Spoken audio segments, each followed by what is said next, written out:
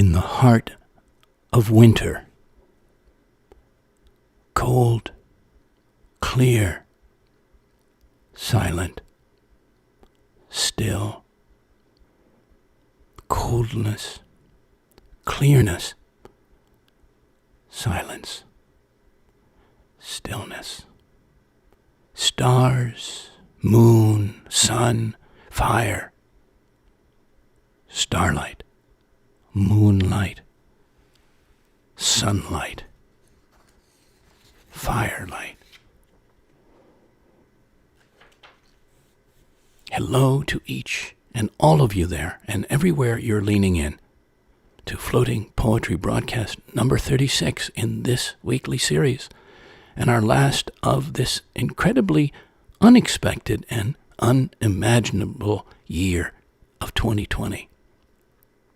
Coming to you live from the seaside, from Watch Hill, Rhode Island, above the winter ocean, starred tonight by the rare meeting planets Saturn and Jupiter, and a dancing fire here in the fireplace.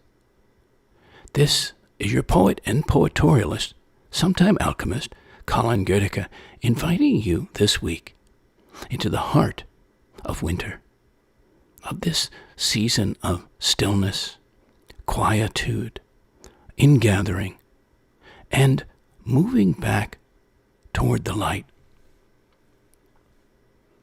After setting sail over the airwaves the last 4 programs to Italy, France, Greece, and then Mexico, we now enter some other lyrical territory, a different theme, timely theme, and in the new year ahead, I plan to bring you many others, from the more reflective to the more expansive.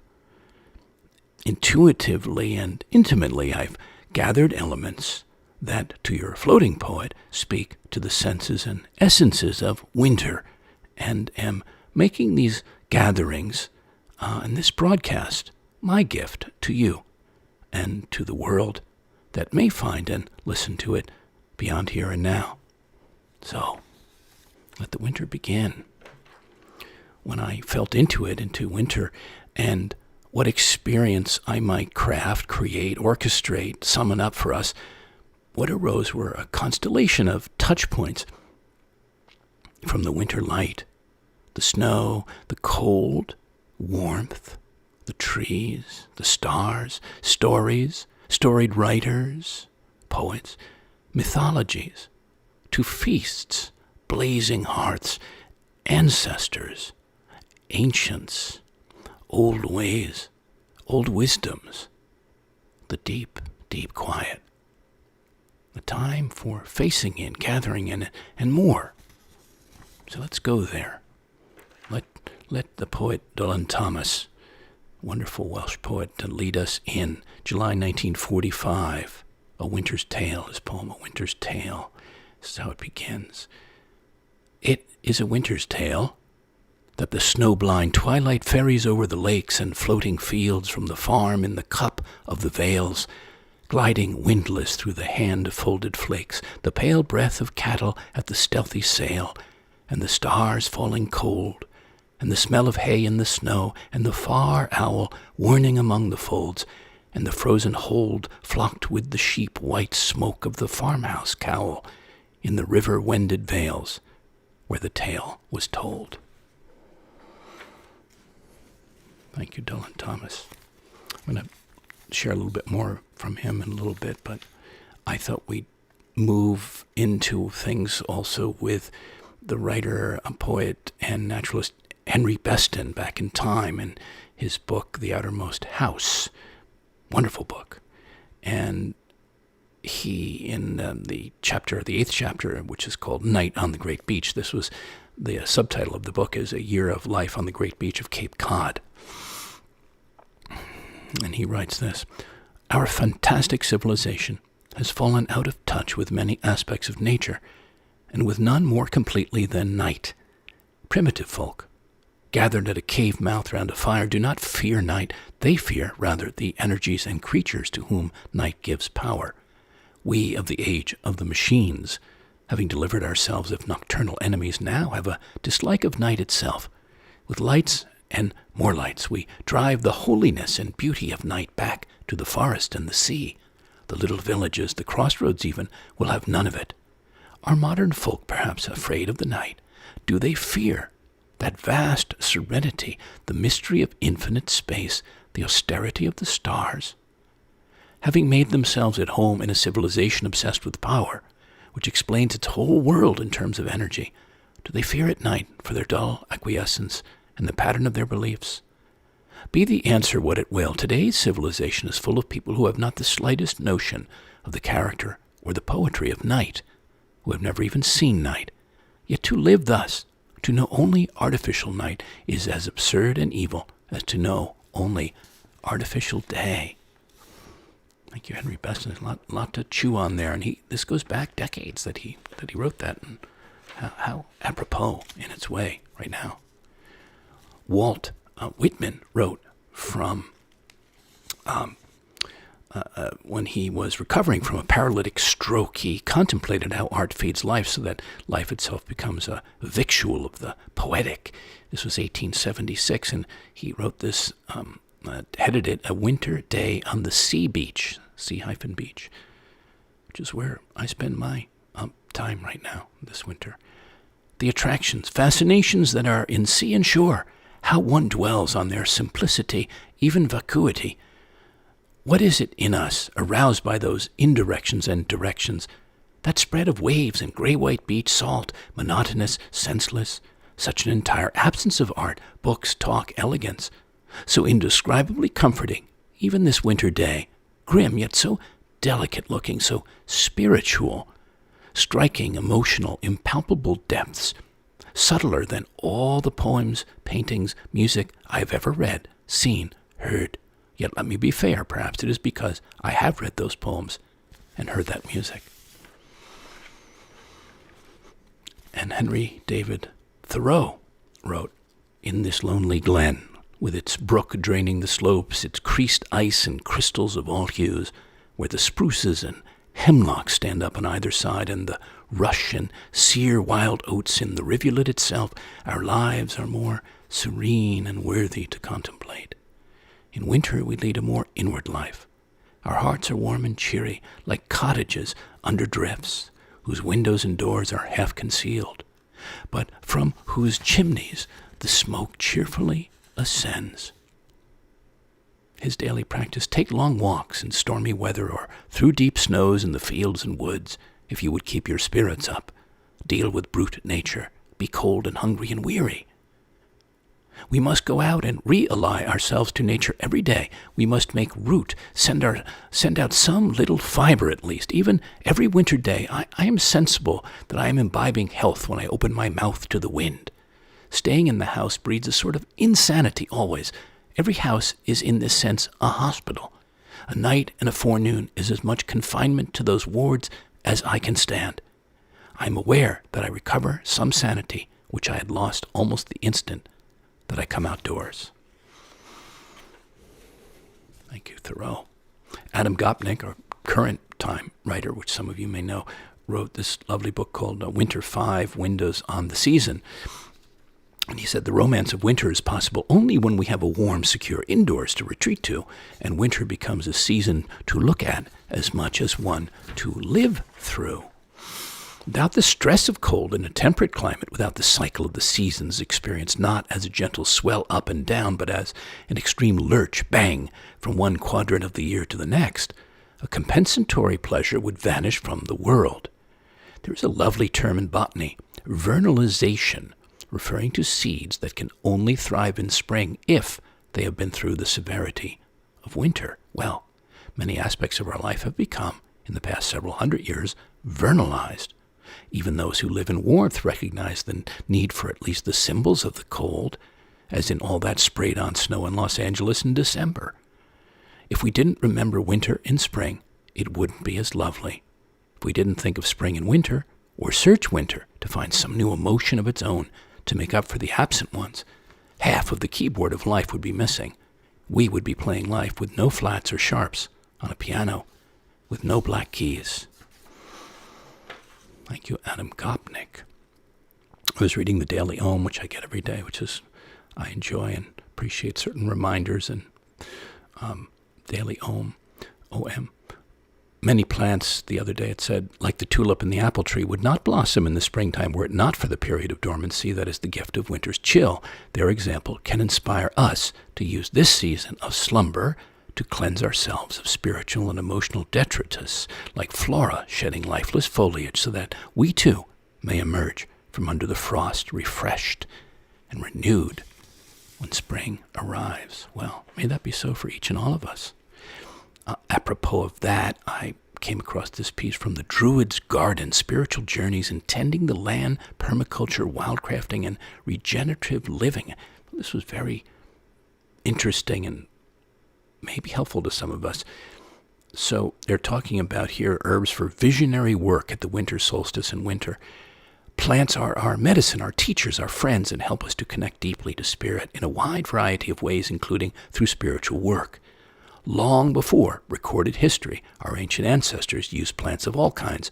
Ötzi, the ancient ancestor who was preserved in ice and lived between 3400 and 3100 BCE, was found with multiple kinds of plants and mushrooms, including birch polypore, a medicinal mushroom, and the tinder fungus, a mushroom often used for transporting coals, starting fires. I love plants and love the ancestral connections and assistance they can provide. In more recent history, we can look to a variety of cultures that use them in ways that help alter or expand consciousness. So what better time, they say here, to do some deep visionary work than now, when the world is plunged in darkness. In these dark times, we can look deeply within, work with the spirits that guide us, and have insights that help us more deeply understand the world and our place in it. We can go for visionary walks, do spirit journeying, and engage in other forms of divination or communion with the living earth. So he talks a bit about visionary herbs, and one of them, he says, there are plants of other kinds that will take you on a journey whether or not you want it, that are more available these days, but these are less, I would say, risque to some people. And one of them is, his favorite is mugwort, and I actually work with that myself, especially in terms of, I don't say inducing or catalyzing more dreaming. Mugwort, Artemisia vulgaris, long used as a dreaming herb and smoke cleansing herb. It helps with any kind of meditative or subconscious work. Within both psychology and the occult traditions, there is an acknowledgement of the multiple selves within us. One interpretation is that we have a rational self that is in our heads, quote, and that typically we're projecting when we're out and about in the world. This is the thinker, the doubter, the one that can hold a career or do math. The second is our intuitive self. And just a side note, of course, we had the program on living intuitively, number of programs back. The self beneath the layers of rationality.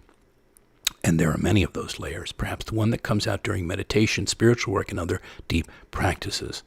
This is the self where our intuition resides and a bridge to the many subconscious and unconscious realms within us. So mugwort can help us have more vivid, intense, and lucid dreaming, but also connect with those deeper selves which lead to a more fruitful understanding of ourself, our world, and our connections to all living things. So I leapt from there spontaneously to Rilke, the poet, on the inner garden, our inner gardens that we each have. And he reflected on that and said, tending my inner garden went splendidly this winter, suddenly to be healed again, and this was in 1922, and aware that the very ground of my being, mind and spirit, was given time and space in which to go on growing. And there came from my heart a radiance I had not felt so strongly for a long time. You tell me how you are able to feel fully alive every moment of the day and that your inner life is brimming over. You write in the knowledge that what you have, if one looks at it squarely, outweighs and cancels all possible privations and losses that may later come along. It's precisely this that was borne in upon me more conclusively than ever before as I worked away during the long winter months, that the stages by which life has become impoverished correspond with those earlier times when excesses of wealth were the accustomed measure. What then is there to fear? Only forgetting. But you and I, around us and in us, we have so much in store to help us remember. some years back, I was out in the countryside of New Jersey, and I often went for long walks in woodlands, and I came upon this trunk, a decaying trunk, but it absolutely leapt out at me as a figure, as a being, as a spirit. And this poem came at the same time, pretty much, as I was walking away from that experience, that very vivid experience. And it's called In the Forest of Here. In the heart of winter, I chanced to meet a mythical character, a woodland man, a burly-chested dweller in the forest of Here, in stout sleeves and sash of weathered barks, a figure broad-belted with lichen, bright orange against the virgin snow, his tunic flecked red and rust with fallen leaves, tied with fine and wiry vines, clasped with a silver shaving of ice, the only cold note in his earth-toned body. We made no sounds, he or I, only gestured each with a gentle nod, as we passed in opposite directions. He heading deeper into the woods and winter, me heading back toward home and blazing hearth. In the forest of Here. I mentioned snow at the opening, and going back in time to the early 17th century and the revolutionizing of science at that time with celestial mechanics, and there was Johannes Kepler, who turned his imagination to the microscale of snowflakes, and he explored them early on, and he wondered why they always come down with 6 corners and 6 radii tufted like feathers. Well, so that was well before the advent of crystallography, and but time catches up, and later on comes come back to that. There comes Wilson Bentley in 1865 to 1931. He was 15 when his mother, aware of her son's sensitive curiosity and artistic bent, strained the family's means to give him a microscope for his birthday. Well, over the next 4 years, he placed every curio he could find under his microscope: blades of grass, pebbles, insects. 46 winters beyond, this boy, enchanted by the wonders of nature and attentive to its minutest manifestations — I'm reading this from brainpickings.org — would hold his breath over the microscope cameras and take more than 5,000 photographs of snow crystals, each a vanishing masterpiece with the delicacy of a flower and the mathematical precision of a honeycomb, a ghost of perfection melting onto the glass plate within seconds, a sublime metaphor for the ecstasy and impermanence of beauty of life itself.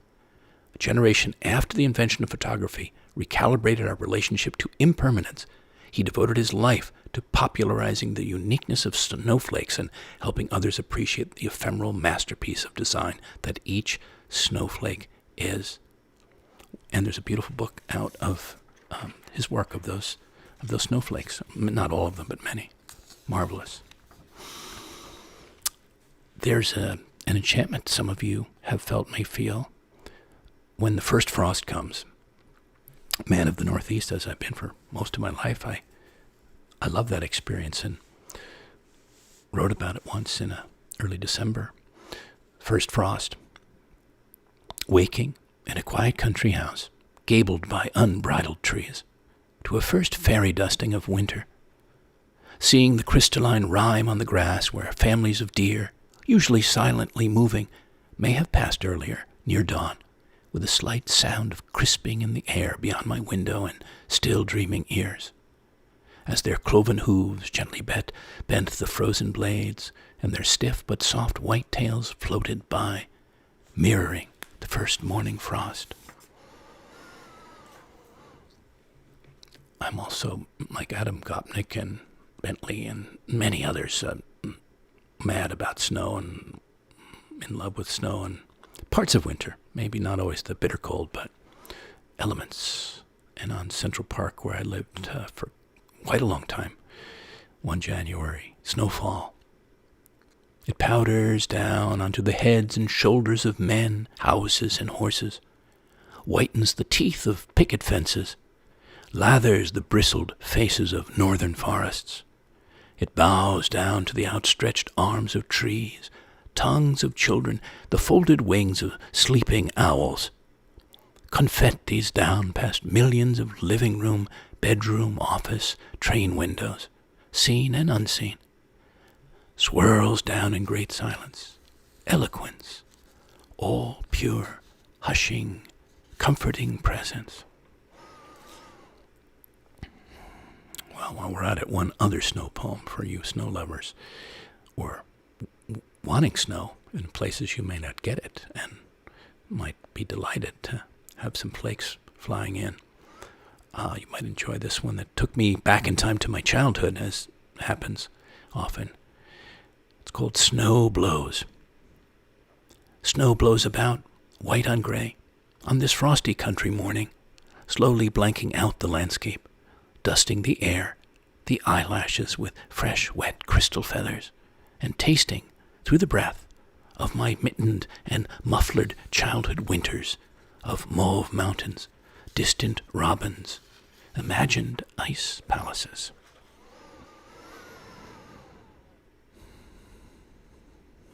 And those winter nights, where all is still, all is quiet, peaceful, and we muse on things, listen in maybe more closely to ourselves, to the surroundings, to nature. And eve, when all the deer in the nearby woods have bedded down soft and warm under the pine boughs, when all the candles inside paper-white bags along and astride a winter-quiet street are set alight, and all the stars appear high above the low-lying dark, an enchanted old eve begins. And that was Christmas Eve, 2017. I could not think about Christmas time coming. I grew up having Christmases, and they've always been wonderful in different ways with my family and then my married-in family. And I continuously think of Dickens anytime I think of Christmas and all of his wonderful, wonderful novels. And I pulled a few from his famous A Christmas Carol. Thought you'd like them because they're also interestingly timely, I'd say, in some ways. Always, but even now, in these times we're in. So I'm going to give you just a few of those from A Christmas Carol.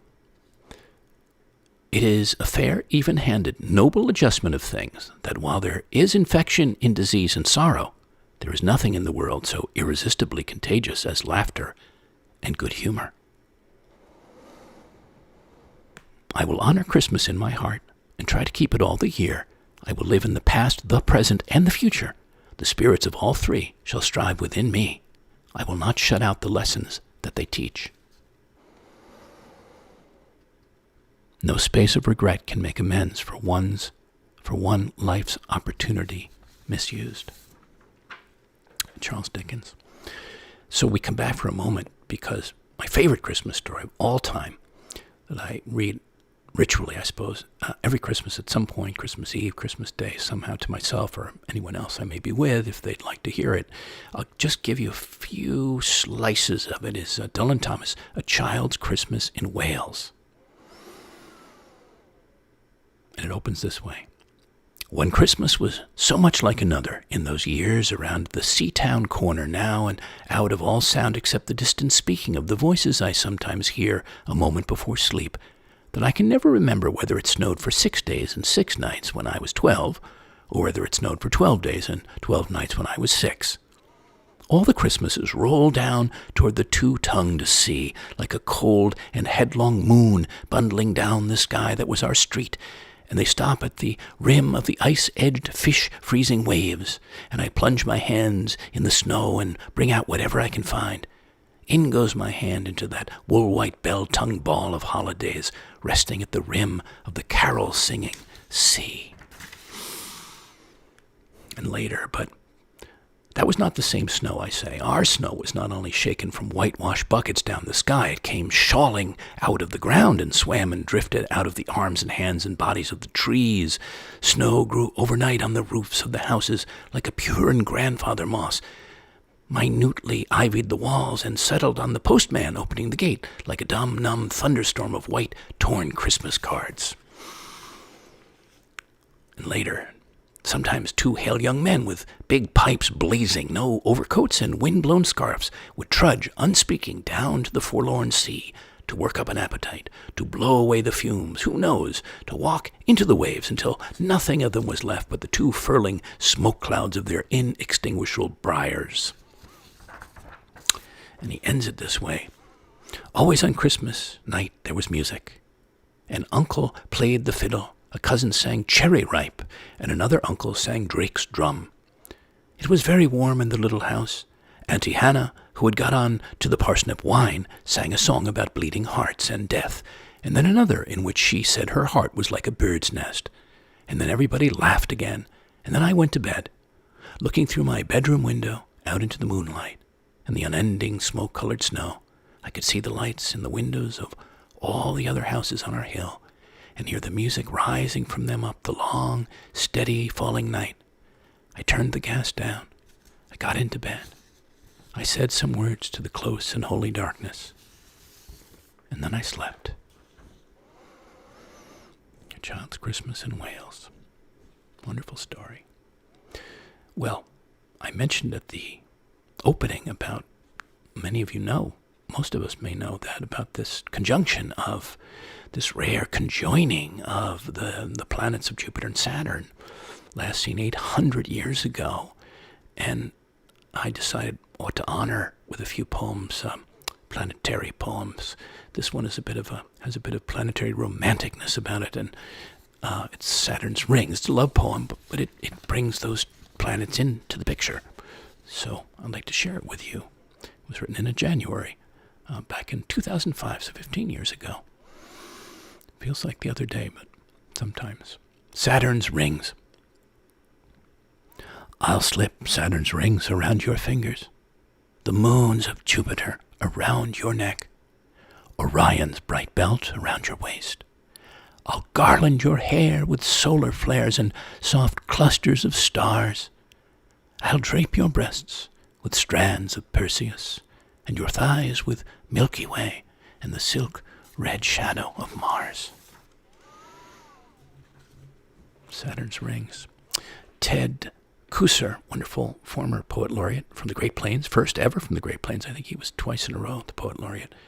He came to mind, and this poem, After Years, on things celestial and terrestrial, after years. Today, from a distance, I saw you walking away, and without a sound the glittering face of a glacier slid into the sea. An ancient oak fell in the Cumberlands, holding only a handful of leaves, and an old woman scattering corn to her chickens looked up for an instant. At the other side of the galaxy, a star 35 times the size of our own sun exploded and vanished, leaving a small green spot on the astronomer's retina as he stood on the great open dome of my heart with no one to tell. Ted Kusser, who also wrote this piece, New Moon. How much it must bear on its back, a great ball of blue shadow, yet somehow it shines, keeps up an appearance. For hours tonight I walked beneath it, learning. I want to be better at carrying sorrow. If my face is a mask, formed over the shadows that fill me, may I smile on the world like the moon.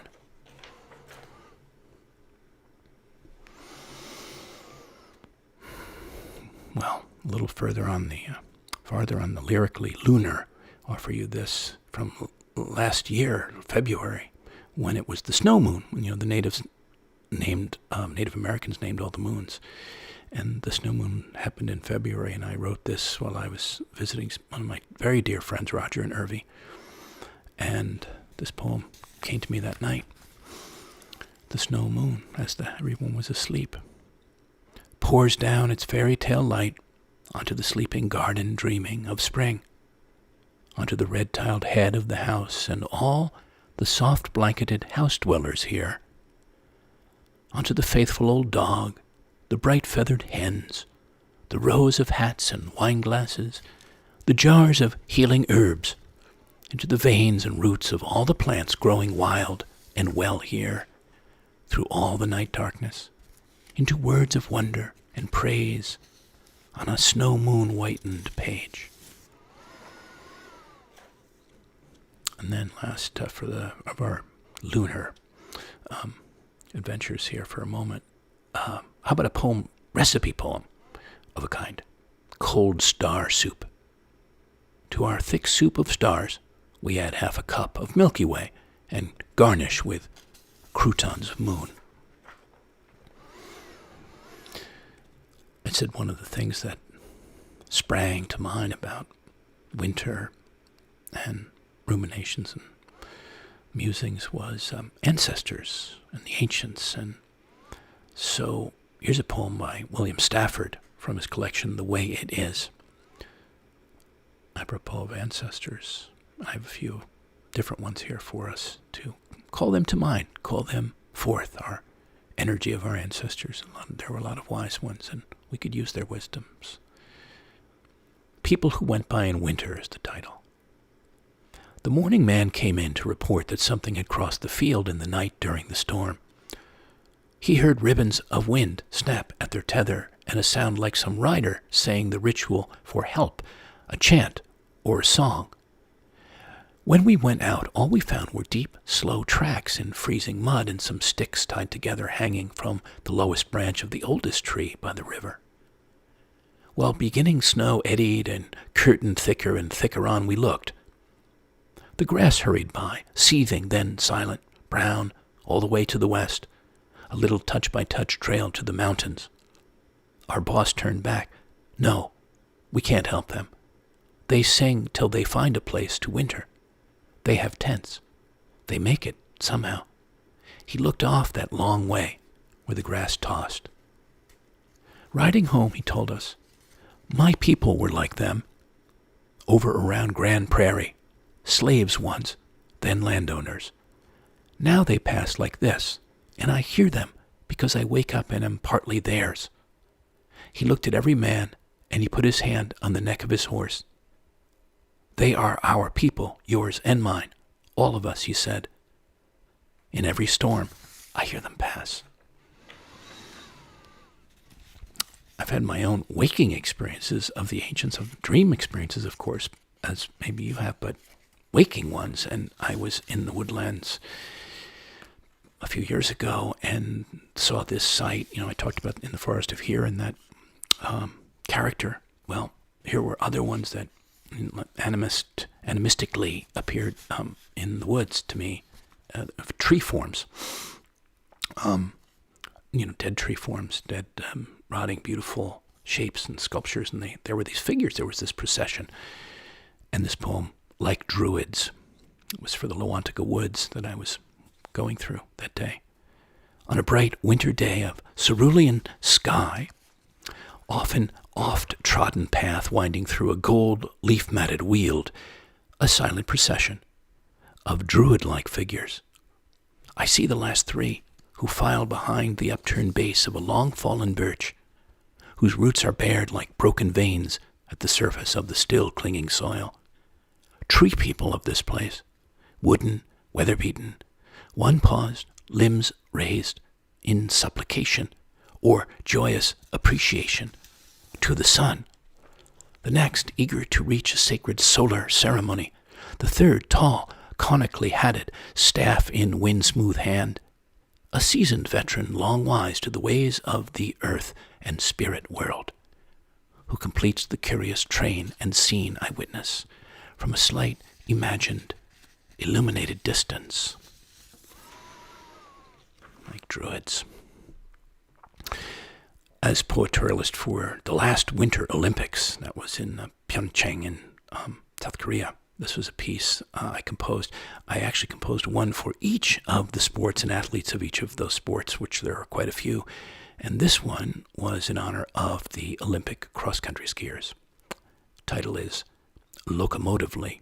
This is actually a poem that's all the body of poems included on my thepoetorialist.com site, among other poetorials I've done for the America's Cup and so on. But this one is there with all the other poems from the Olympics, Winter Games. Locomotively. Your body a living engine, furnace breathing.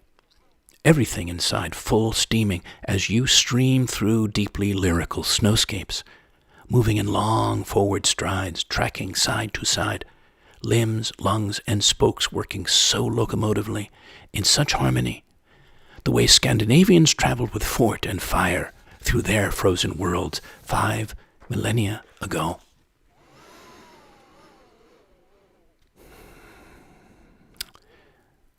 I, like you, perhaps think of winter as a natural and larger time, enlarging time for contemplation, rumination, and I have a few poems on that wavelength, on that strand of things, including Mark Strand, not with us anymore, the Canadian poet, who was also a poet laureate at one point of the U.S.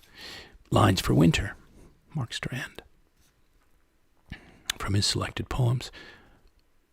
Tell yourself as it gets cold and gray falls from the air that you will go on walking, hearing the same tune no matter where you find yourself, inside the dome of dark or under the cracking white of the moon's gaze in a valley of snow. Tonight, as it gets cold, tell yourself what you know, which is nothing but the tune your bones play as you keep going, and you will be able for once to lie down under the small fire of winter stars. And if it happens that you cannot go on, or turn back, and you find yourself where you will be at the end, tell yourself, in that final flowing of cold through your limbs, that you love what you are. And here the poet Linda Pastan, sometimes in winter, when I look into the fragile faces of those I love, I long to be one of those people who skate over the surface of their lives, scoring the ice with patterns of their own making, people who have no children, who are attached to earth only by silver blades moving at high speed, who have learned to use the medium of the cold to dance in. All right, a sip of ice water, winter water. Okay. You know, it's a time always, but now not least, for so much gratitude, isn't it? I mean, there are so many things, despite the losses and pains and sufferings, that there's still a lot that we can be grateful for. Being alive, certainly, right up at the top for me, among other things. But for me, too, the simplest things, like warmth, just warmth. And this poem happened one time, and I felt that big streak of gratitude that night, sitting there in the kitchen of my brother's house. Grateful for heat is this poem. In the bare-treed heart of this winter, in the late hours of this wind-chilled night, as I sit by myself with some books and some thoughts at the silent kitchen table, grateful in a viscerally humble way, feeling thankful just for the warmth on my ankles as I hold them close to the small purring heater, for the blankets I will soon sleep under, curl and dream under, for the heat of the heart of this, my brother's house, that has sheltered me from many inclemencies, swaddles me now as I sit through nights of shivering life insistencies. Well, I know we all seek to savor, like others, the coziness that we find inside winter. Goedecke talked about, right? The contrast that allows us to savor it even more. As all contrasts do. You can appreciate the other side of it. Michael Longley wrote this small piece once. I love it.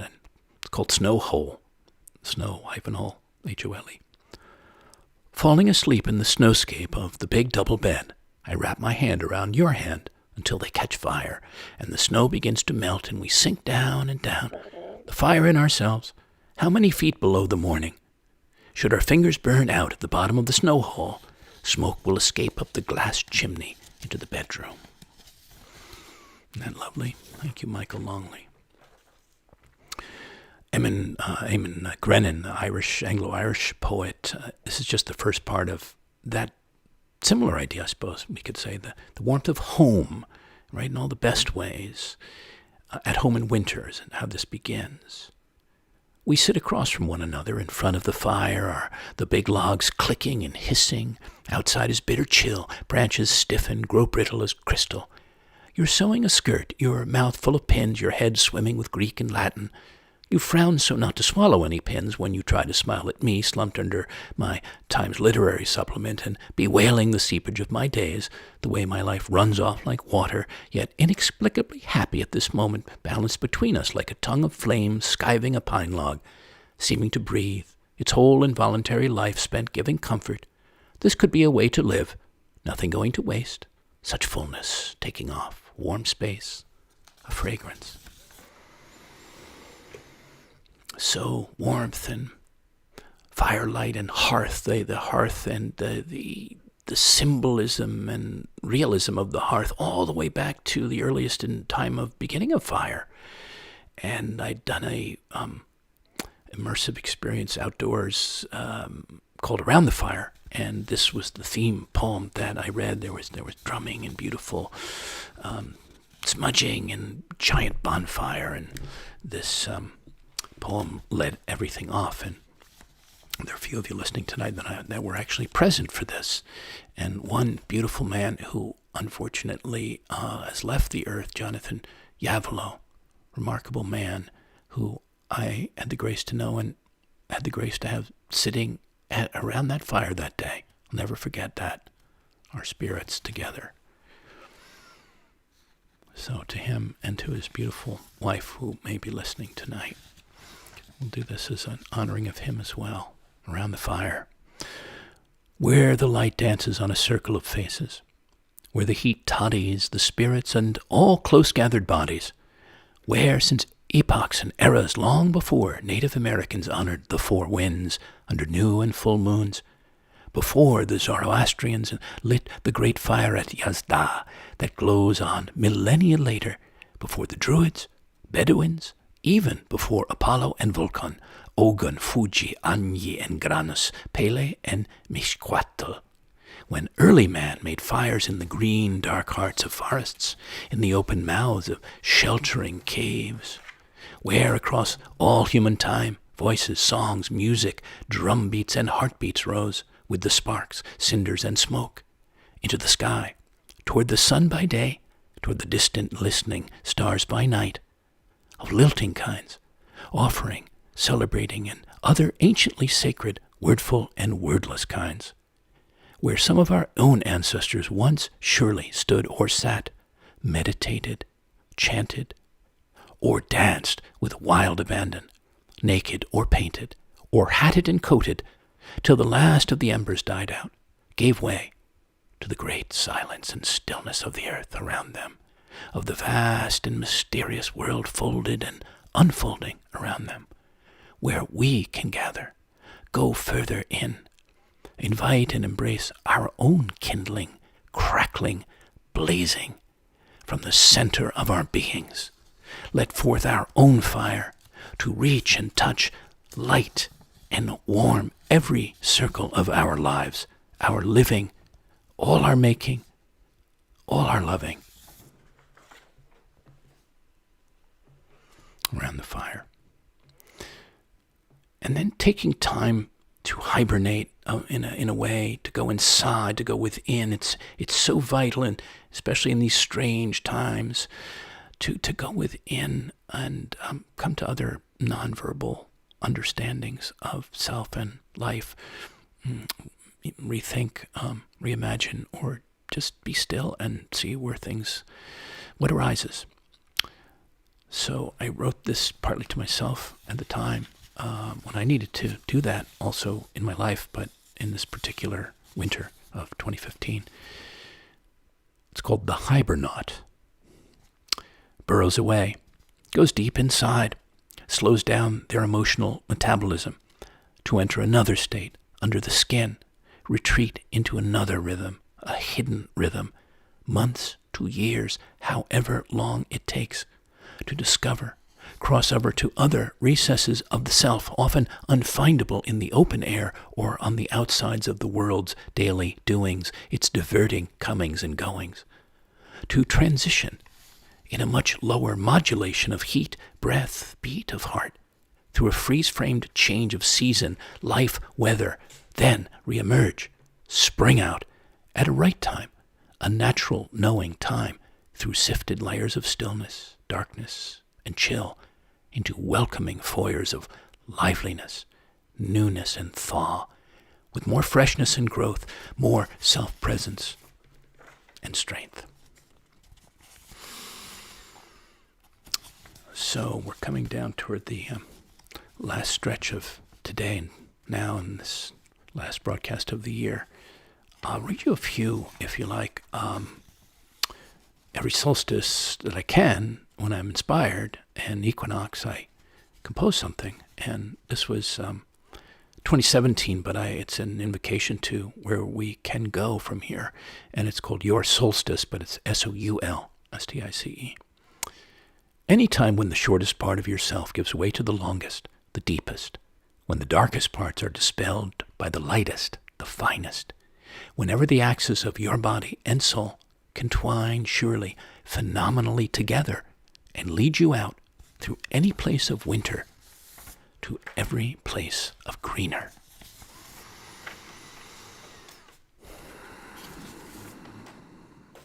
We're also ending a year, and we're beginning another one. And as we approach a new year of new possibilities, and wanting to be hopeful about that, we can have a conversation. And here's one. Day one, it's called, for a new year. Have a conversation with the morning light that enters and graces your room, with the silence you slept and dreamt into, with the earth passing deeply under your feet, with the open sky or any clouds floating about, with the young and old trees stretching their limbs, with the birds, whether quiet or singing their songs, with the stars, maybe a moon after the sun has slipped away, with the soul always there by your side, attending. You may use words. They're not absolutely necessary. Day two. Repeat day one. Kenneth Rexroth wrote this poem. So we're down to the last several here. Lute music, Lute. The earth will be going on a long time before it finally freezes. Men will be on it. They will take names, give their deeds reasons. We will be here only as chemical constituents, a small franchise indeed. Right now we have lives, corpuscles, ambitions, caresses, like everybody had once. Here at the year's end, at the feast of birth, let us bring to each other the gifts brought once west through deserts, the precious metal of your mingled hair, the frankincense of enraptured arms and legs, the myrrh of desperate, invincible kisses. Let us celebrate the daily, recurrent nativity of love, the endless epiphany of our fluent selves, while the earth rolls away under us into unknown snows and summers, into untraveled spaces of the stars. Thank you, Kenneth Rexroth. Amazing poet, prolific and expansive. So I just started a book called Come of Age by Stephen Jenkinson. I'm reading another book of his, and this is the case for elderhood in a time of trouble. And I opened it up, and I said, I absolutely need to say something about this, the foreword, because I just have to say this to you. The foreword says, cultures older than our own widely believed that words carried a magical generative power. They were not mere symbolic ephemera, arbitrary signs connected through arbitrary social convention to the real world of things. Words were emanations of land and life, partaking intimately of the beingness of the things, processes, and qualities they signified. To name a thing was to invoke it. All the more potent, then, was the arrangement of words into story and the enacting of those stories through ritual. The world was narrated into existence and upheld through the telling of stories and the performance of rituals. Thus, it was that older cultures widely believed, or should I say widely recognized, that the degradation and abandonment of their rituals portended the capital E and W, the end of the world for them. Who can say, surveying the calamity that befell those cultures when Christian conversion and market economies swept their rituals aside and replaced them with school, money, law, and medicine, that they were wrong? Today, the dominant culture faces the same fate as those it destroyed. Our own rituals and stories seem to be withering along with the power of word itself. And he goes on, but I just want you to know I'm doing my part, my best, to keep them alive and meaningful. It's one of my life's most important callings now. So I promise you, my vow is I will do it, no matter what it takes to do. And so I had to tell you that. And I wanted to we're now at the very end here. I wanted to just read you these last few things and then say goodbye for now, and Happy New Year soon. That from Letters of Note, which is a marvelous ongoing series in England, reading of letters by famous people to other people. And there was one that was called out here by E.B. White, the author E.B. White. In 1973, he was writing somebody called Mr. Nadeau, and I thought it might inspire us or intrigue us. As long as there is one upright man, as long as there is one compassionate woman, the contagion may spread and the scene is not desolate. Hope is the thing that is left to us in a bad time. I shall get up Sunday morning and wind the clock as a contribution to order and steadfastness. Sailors have an expression about the weather. They say, the weather is a great bluffer. I guess the same is true of our human society. Things can look dark. Then a break shows in the clouds and all is changed, sometimes rather suddenly. It's quite obvious that the human race has made a queer mess of life on this planet. But as a people, we probably harbor seeds of goodness that have lain for a long time waiting to sprout when the conditions are right. Man's curiosity, his relentlessness, his inventiveness, his ingenuity have led him into deep trouble. We can only hope that these same traits will enable him to claw his way out. Hang on to your hat, hang on to your hope, and wind the clock, for tomorrow is another day. And speaking of man's inventiveness and ingenuity, and yours, mine, that we have gifts, and in this time of giving of different kinds, but I'm thinking less of things than your own inner gifts that you have to bring. If you know what they are and you're bringing them, or you getting to them, or you want to find out what they are, or you want to bring them forth, go for it. I've certainly come to a place where I feel I'm giving the most important ones I've ever given in my life. And apropos of that, for a friend of mine at his 65th birthday, this speaks to that very thing, the shape of your life. You shape it as much as you humanly can, then it in turn shapes you as much as it so wisely and serendipitously does, hasn't finished doing, carves, fires, etches, and models you, sometimes throws you, as much as you need to bring your gifts to light, to self and the world. The ones like fingerprints that belong to you alone, the ones that touch senses, minds, spirits, sparks them, even changes or greatly rearranges them. Rare gifts we would miss, and you, the animate, deeply resonant man around them, if they and you were gone, or never chanced to appear. So bring forth those gifts, and those who are, bravo, brava. I thought we could do with a blessing toward the very end. There's one more piece after this to close, and I'm bringing in John O'Donohue, blessing for the new year, Benacht. On the day when the weight deadens on your shoulders and you stumble, may the clay dance to balance you, and when your eyes freeze behind the gray window and the ghost of loss gets into you, may a flock of colors, indigo, red, green, and azure blue, come to awaken in you a meadow of delight. When the canvas frays in the curragh of thought and a stain of ocean blackens beneath you, may there come across the waters a path of yellow moonlight to bring you safely home. May the nourishment of the earth be yours. May the clarity of light be yours. May the fluency of the ocean be yours. May the protection of the ancestors be yours. And so may a slow wind work these words of love around you, an invisible cloak to mind your life. Our man O'Donohue. So last of all is the solstice poem from the other day, written on the day and the energy of the day, to bring this to a close for now. Green light, it's called, for the winter solstice. The light returns through the winter evergreens. Sun climbs again toward summer, does not disappear forever, nor all the other leaves, neither kingly oaks nor goddess birches, fallen but for a season. Hearty yews remind us of the life and the world before now and after, the length of an age. May ours be long. Holly invites us to wear its sprigs in our hair, its cheering berries in our hearts. Bring to mind the year's ebb and flow of light and darkness. Shelter the fairy spirits of the forest. Mistletoe speaks without words of the free and fertile. Ivy to our innate tenacity. Scots pine, chieftain tree, sweetest of woods, dried and bonfired with the west windward juniper, point us to cleanse and purify, and rosemary, herb of the sun, calls us to strong focus and flavor, memory and resonance.